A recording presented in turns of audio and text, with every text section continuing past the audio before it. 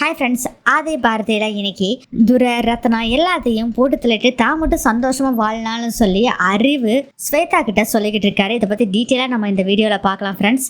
வீடியோக்குள்ளே போகிறதுக்கு முன்னாடி நம்ம சேனலை மறக்காமல் சப்ஸ்கிரைப் பண்ணிங்க, பெல் பட்டனை ஹிட் பண்ணிக்கிங்க, லைக்கையும் மறக்காமல் தட்டி விட்டுருங்க. ஆதியோட வீட்டை காமிக்கிறாங்க. செம்ம டென்ஷனில் உட்காந்துட்டு இருக்காரு துரை. என்னப்பா இவன் இப்படி உட்காந்துட்டு இருக்கான் அப்படிங்கிறாங்க ஸ்வேதா. இரு என்னன்னு கேட்கலாம் அப்படின்னு சொல்லிட்டு, மாப்பிள்ள என்னாச்சு இவ்வளோ டென்ஷனாக உட்காந்துருக்கீங்க?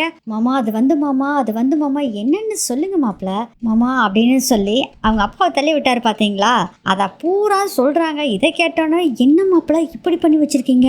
ஆமா மாமா, என் அம்மாவுக்கு என்ன பதில் சொல்லுவேன், எப்படி அவங்க மூஞ்சில முழிப்பண்ண தெரியல மாமா அப்படின்னு சொல்றாங்க. மாப்பிள்ள நீ இப்படியே சும்மா இருக்கிறதெல்லாம் வேஸ்ட், நீ உடனே போய் அங்க என்னன்னு பாரு, இல்லாட்டி பெரிய பிரச்சனை ஆயிரும் அப்படின்னு சொல்றாங்க. சரி மாமா நான் என்னன்னு போய் பாக்குறேன் அப்படிங்கிறாங்க. பார்வதியும் சொல்றாங்க, ஆமா மாப்பிள்ள நீங்க என்னன்னு முதல்ல பார்த்தீங்கன்னா தான் நல்லது அப்படின்னு சொல்றாங்க. சரியத்தை நான் போய் என்னன்னு ஃபர்ஸ்ட் பாக்குறேன் அப்படின்னு சொல்லிட்டு அங்கிருந்து போறாங்க. துறை போன பின்னாடி என்னப்பா இது நடந்துட்டு இருக்கு அப்படின்னு ஸ்வேதா கேக்குறாங்க. இல்ல ஸ்வேதா, நம்ம எப்பயுமே ஆதியை எதுக்கணும்னு நினைச்சதும் கூட இல்லை. ஆதி ஆனா இப்போ நம்மளை காலி பண்ணணும்னு நினைக்கும் போதுதான் அவனை எதுக்கணும்னு நினைக்கிறோம். அதே மாதிரி பாரதியை ஆதி கல்யாணம் பண்ணக்கூடாதுன்னு நினைச்சோம். அதையும் மீறி இங்கே அவள் வந்தா உண்மையை சொல்லி எப்படியோ பாரதியை துரத்து விட்டாச்சு. இந்த ஒரே கல்ல 2 மாங்கான்னு சொல்லிட்டு இருந்தியே, அது மாதிரி ஒரே கல்லில் 3 மாங்காய் அப்படிங்கிற மாதிரி பண்ணலாமா அப்படிங்கிறாங்கப்பா. நீ சொல்றது எனக்கு எதுவுமே புரியலப்பா. இருமா சொல்றேன் டீட்டெயிலா. இவங்க எல்லாத்தையும் ஒட்டு மொத்தமா எப்படி காலி பண்றது தான் நான் யோசனை பண்ணிட்டு இருக்கேன். ஐயோ அப்படிங்கிறாங்க பார்வதி. அப்பா எனக்கு ஒன்றும் புரியலையேப்பா அப்படிங்கிறாங்க ஸ்வேதா. அது ஒன்றும் இல்லை, இன்னைக்கு தேதியில ரத்தனம் சொல்றத பாரதி கேட்பான், அதே மாதிரி ஆதியும் அவரு சொல்றதுதான் கேட்பான். இவங்க 2 பேர்த்தை இணைக்கிற கயிறு இவங்க தான். அந்த லூப்பை கட் பண்ணிட்டோம்னா அவ்வளவுதான் முடிஞ்சுது. இவங்க யாருக்குமே எதுவுமே கனெக்ட் ஆகாது. எப்படி ஐடியா அப்படின்னு சொல்றாங்க. அப்பா என்னப்பா பண்ணிட்டு இருக்கேன், எனக்கு ஒன்றும் புரியலையே அப்படிங்கிற மாதிரி ஸ்வேதா சொல்றாங்க.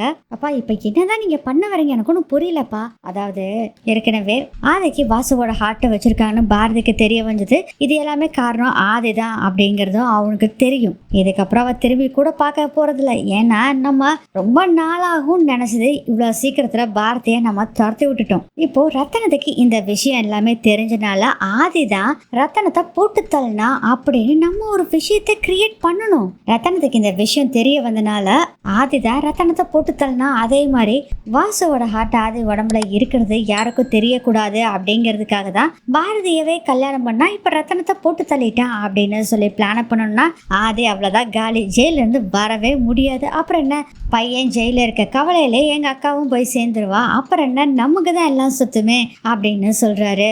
அறிவு இதை கேட்டோன்னா அப்பா வேற லெவல் ஆஃப் திங்க் பண்ணீங்கப்பா, சூப்பர்ப்பா அப்படின்னு சொல்றாங்க ஸ்வேதா. அப்பா நீ சொல்றதெல்லாம் செம்ம ஐடியாப்பா, ஆனா துரை வேற இருக்கானே, இங்க பாரு என்ன நம்பு, ஆதி ஜெயிலுக்கு போயிடுவான், துரைய போட்டு தள்ளிடலாம். இல்லப்பா மாமாவை நினைச்சதான், அதான் சொல்லியாச்சு, அவனை நீ நினைச்சிட்டு இருக்காத, இது எல்லாம் முடிஞ்சிடும், உனக்கு ஒரு சூப்பரான வாழ்க்கையை அமைச்சு தரேன், நீ அதுல வாழப்பாரு, சும்மா மனசை போட்டு குழப்பிட்டு இருக்காத ஸ்வேதா அப்படின்னு சொல்றாரு.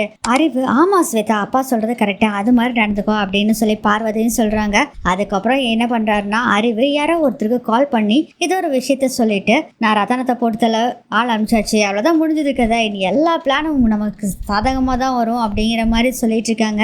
அடுத்ததே நம்ம லதாவை காமிக்கிறாங்க. பாரதிக்கு கால் பண்றாங்க, போனே போக மாட்டேங்குது. இந்த பாரதி வேற போனை எடுக்கவே மாட்டேங்கிறா. ரத்தன சாருக்கு அடிபட்டதை சொல்லலாம்னா பாரதி போனே எடுக்க மாட்டேங்கிறா. அந்த ரத்தன சாருக்கு அடிபட்டது ஆதிதான் சொன்னாரு, என்ன பண்றா இந்த பாரதி, எங்க போனோம் அப்படின்னு டென்ஷன்ல இருக்காங்க லதா. கரெக்டா பாரதி கால் பண்றாங்க. அதை பார்த்தோன்னே ஏ பாரதி என்ன பாரதி பண்ணிட்டு இருக்க, எங்க நீ இப்ப இருக்க, இங்க பாரு நான் எங்க இருக்கேன்னு ஒருத்தருக்கும் தெரிய வேண்டாம் லதா. அதெல்லாம் சரி, இங்க என்ன நடக்குதுன்னு உனக்கு முதல்ல தெரியுமா, உன் மாமனாருக்கு என்னாச்சுன்னு தெரியுமா?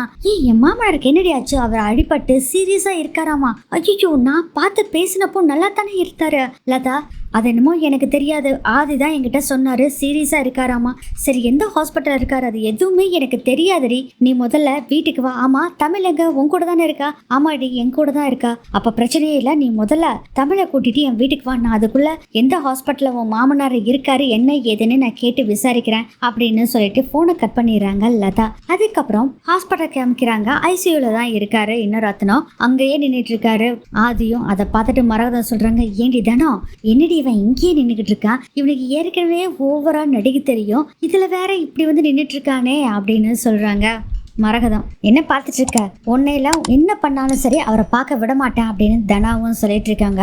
அப்போ பார்த்தீங்கன்னா ஐசியூலேருந்து நர்ஸ் வர்றாங்க. டாக்டரை சீக்கிரம் வர சொல்லுங்க அப்படின்னு இன்னொரு நர்ஸ் கிட்ட சொல்றாங்க. உடனே இவங்க 2 பேர் எழுந்துருச்சு போகிறாங்க. அம்மா என்னாச்சு அவருக்கு அப்படின்னு கேட்குறாங்க. மரகதம் அம்மா நீங்களாம் வெளியே உட்காருங்கம்மா அப்படின்னு சொல்லிடுறாங்க. அதுக்கப்புறம் பார்த்தீங்கன்னா டாக்டர் வந்து செக் பண்ணுறாங்க. இன்ஜெக்ஷன் அது இதெல்லாம் எல்லாம் போட்டு பார்க்குறாங்க. அப்போ வந்து பாரதி தான் புலம்பிக்கிட்டே இருக்காரு ரத்னம். அதுக்கப்புறம் மரகதம் தனம் 2 பேர்த்தையும் தனியாக கூட்டிகிட்டு போய் பேசுகிறாங்க.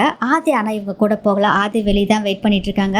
மரகத்துக்கிட்ட டாக்டர் என்ன சொல்கிறாருன்னா, இவருக்கு கான்சியஸ் இப்போ வந்துட்டு போயிட்டே இருக்கு, பிளட் வேற கிளாட் ஆயிருக்கு, ஒரு சின்ன ஆப்ரேஷன் பண்ணணும் அப்படின்னு சொல்றாங்க. அதுக்கப்புறம் வயசு வேற இருக்கு, அதனால ஆப்ரேஷன் சக்சஸா ஆகுமா என்னன்னு தெரியாது, இது ஒரு சான்ஸ் அவ்வளவுதான் அப்படின்னு சொல்றாங்க. அப்புறம் இதுல ஒரு ஆறுதலான விஷயம் என்னன்னா, அவங்க பாரதின்னு யாரோ ஒருத்தர் சொல்லிக்கிட்டே இருந்தாங்க.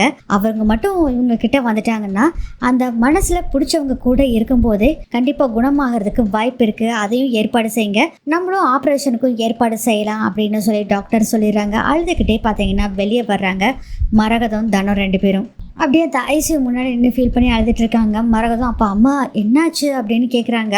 டாக்டர் என்ன சொன்னாரு அப்படின்னு கேட்க தான் வர்றாரு. ஆனால் உன்னால தாண்டா இத்தனையும் ஆச்சு, நீ மட்டும் இப்படி பண்ணலன்னா என் ஹஸ்பண்ட் நல்லா உயிரோடு இருந்திருப்பாடா அப்படின்னு சொல்லி கண்ணா பின்னாடி திட்டுறாங்க. மரகதம் யோசனை பண்ணுறாரு, அப்படி என்ன டாக்டர் என்ன சொல்லியிருப்பாங்க, எப்படி தெரிஞ்சுக்கிறது அப்படின்னு யோசனை பண்ணிட்டு இருக்காரு. அதுக்கப்புறம் ஆதி என்ன பண்ணுறாருன்னா ஃபோன் பேசிட்டு இருக்காரு. அந்த சமயத்தில் பார்த்தீங்கன்னா 2 வார்ட் பாய்ஸ் அந்த வார்டுக்குள்ளே போகிறாங்க. மரகதம் தானே 2 பேரும் கவனிக்கலாம். அப்புறம் கொஞ்சம் நேரம் கிளம்பிச்சு இன்னொருத்தர் தொடக்கிற மாதிரி ஒரு காக்கி ஷர்ட் போட்டுட்டு பேண்ட் போட்டுட்டு ஒருத்தர் போறாரு. அவரும் அந்த வார்டுக்குள்ள போறாங்க. 3 பேர் என்ன பண்றாங்கன்னா இவரை போட்டு தள்ளுறதுக்காக தான் அறிவு அனுப்புன ஆளுங்க. அவன் 3 பேர்ல ஒருத்தன் ஊசி போடுறவன் வந்தான். அவன் கேட்கறான், என்னடா இது வயசான ஆளை போட்டு சொல்லியிருக்காங்க, இங்க பாருடா நமக்கு கொடுத்த ஸ்கெட்ச் இதுதான், இதை முடிக்கணும் அப்படின்னு சொல்றாரு. அதை கேட்டுட்டு சரி இப்போ ஒரு இன்ஜெக்ஷன் போடுவேன், 10 நிமிஷத்துல ஆள் காலி அப்படின்னு சொல்லிட்டு அந்த இன்ஜெக்ஷன் எடுத்து அந்த குளுக்கோஸ் பாட்டில் இருக்குல்ல அதுல போறாரு. டப்புன்னு ஒரு கை வந்து அந்த ஊசி போடுற கை அப்படி பிடிக்குது அந்த வார்ட் பாய் கையை. யாடான்னு பார்த்தா வேற யாருங்க, நம்ம ஆதி தான். வச்சு அப்படியே அந்த கையை பிடிச்சி முறுக்கி அவரோட முகத்துக்கிட்ட அந்த ஊசியை வைக்கிறாங்க. இங்க இருந்து கிளம்பலன்னு வச்சுக்கேன், இன்ஜெக்ஷனை இவனோட முகத்துல போட்டு விட்டுறோம் பரவாயில்லையா அப்படின்னு சொல்றாரு ஆதி. ஐயோ விட்டுருங்கயா அப்படின்னு சொல்லிட்டு அவனுக்கு 2 பேரும் ஓடுறானுங்க. அதுக்கப்புறம் அந்த இன்ஜெக்ஷன் போடுறதுக்காக ஒருத்தர் பிடிச்சி வச்சிருந்தாங்க பார்த்தீங்களா, அவன் என்ன பண்ணானா ஐயா விட்ரியா அப்படின்னு சொல்கிறான், போடா அப்படின்னு சொல்லி துரத்தி விட்டுறாங்க. அவனுக்கு 3 பேர் அங்கேருந்து எஸ்கேப் ஆயிடுறாங்க. அதுக்கப்புறம் அப்படி பார்க்குறாரு ரத்னத்தை, அப்பா நான் உங்கள் புள்ளப்பா, எல்லாரும் சொல்கிறாங்க நான் தான் உங்களை கொல்றதுக்கு ட்ரை பண்ணுறேன்னு சொல்லி, இப்படிப்பா நான் உங்களை போய் கொல்ல ட்ரை பண்ணுவேன், நீங்கள் சீக்கிரம் எழுந்திரிச்சு வாங்கப்பா, வந்து நான் தான் உங்கள் புள்ள அப்படின்னு எல்லாத்துக்கும் தெரிகிற மாதிரி சொல்லுங்கப்பா அப்படின்னு சொல்லி ஃபீல் பண்ணி பேசிட்டு இருக்காரு ஆதி. அடுத்ததே நம்ம லதாவை காமிக்கிறாங்க. லேப்ல ஏதோ வேலை செஞ்சுட்டு இருக்காங்க. அப்பதாங்க பாரதி தமிழ் 2 பேர் வர்றாங்க. பாரதி கேட்குறாங்க என்னாச்சு மாமாக்கா அப்படின்னு கேட்குறாங்க. தமிழ் நீ போய் உள்ள விளையாடு அப்படின்னு சொல்லி தமிழை அனுப்பிச்சு விட்டுட்டு அதுக்கப்புறம் லதா நடந்த விஷயத்த பூரா சொல்றாங்க. இதுக்கெல்லாம் காரணம் அந்த தூரம் தான் அப்படின்னு சொல்லி நடந்த விஷயத்த பூரா சொல்றாங்க. இப்போ கோமா நிலைமைக்கு போயிடுவாராம், நீ போனாதான் எல்லாமே நல்லா தான் நடக்கும் அப்படிங்கிற விஷயத்தையும் சொல்றாங்க. அங்க ஆதி இருக்காரு, ஆதி தான் வந்து எல்லாம் பார்த்துட்டு இருக்காரு அப்படிங்கிற மாதிரியே சொல்றாங்க. ஆதி இருக்கிறத சொன்னோன்னே அங்க போக மாட்டாங்கன்னு நினைச்சிட்டு தான் லதா சொல்றாங்க. ஆனா வந்து பாரதி சொல்கிறாங்க நான் கண்டிப்பாக போவேன், ஆனால் அந்த ஆதியை எப்பயுமே மன்னிக்கவும் மாட்டேன், மறக்கவும் மாட்டேன், ஆதி என் வாழ்க்கையிலே இல்லை அப்படின்னு சொல்லி செம்ம கோவத்தில் பேசிகிட்டு இருக்கிறாங்க.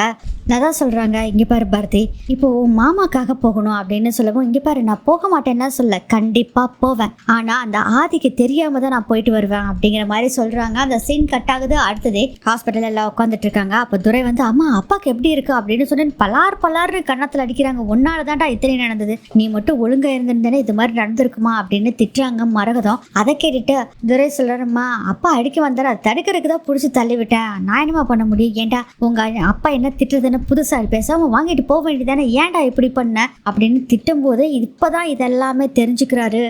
செம்ம கோபமாயிடுறாரு ஆதி. டேய் அப்பாவை நீ இப்படி பண்ணியிருக்கேடா அப்படின்னு சொல்லிட்டு சட்டையை பிடிச்சி உன்னை சும்மா விட மாட்டான் அப்படின்னு பயங்கர கோபமாக பேசிகிட்டு இருக்காரு ஆதி. அதை கேட்டதுக்கு அதுக்கு துரை சொல்கிறாரு, ஆமாடா ரொம்ப நல்லா இருக்கு, இவர் இப்படி வந்ததுக்கு காரணமே நீ தான், என் அண்ணனோட ஹார்ட் எடுத்து நீ பாட்டில் வச்சுக்கிட்டு தெரியாமல் நீ செஞ்சது என்ன நல்ல பழக்கமா, இது கொலை குத்தம் இல்லையா அப்படின்னு துரை பேசுகிறாரு. ஆனால் ஆதி சொல்கிறாரு உன்னை சும்மா விட மாட்டேன்டா அப்படின்னு பிடிச்சி திட்டிகிட்டு இருக்காரு. இதோட இந்த எபிசோட் முடியுது.